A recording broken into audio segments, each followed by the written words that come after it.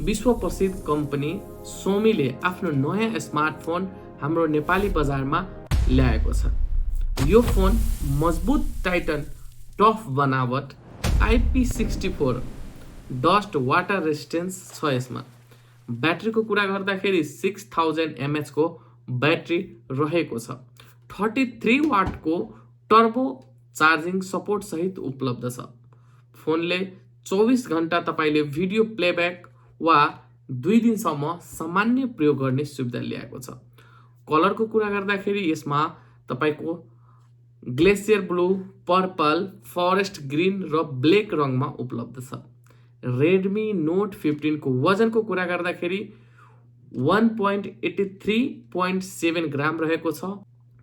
फोटोग्राफीको कुरा गर्दाखेरि यसको मुख्य क्यामेरा यसको 108 मेगापिक्सल को रहेको छ भने 2 मेगापिक्सल को डेप्थ क्यामेरा र 20 मेगापिक्सल को फ्रन्ट क्यामेरा सपोर्ट गर्छ। यसमा त्यस्तै साउन्डमा डोल्बी एटोम्स र हाई रिच डुअल स्पिकर को कारण मनोरञ्जन पनि उत्कृष्ट हुन्छ। यसको साउन्ड एकदम राम्रो हुन्छ, सुन्दाखेरि तपाईले डोल्बी साउन्डमा सुन्नुहुन्छ।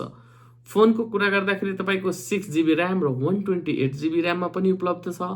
8GB र 128GB मा उपलब्ध छ। 8GB प्लस 256GB मा पनि उपलब्ध छ।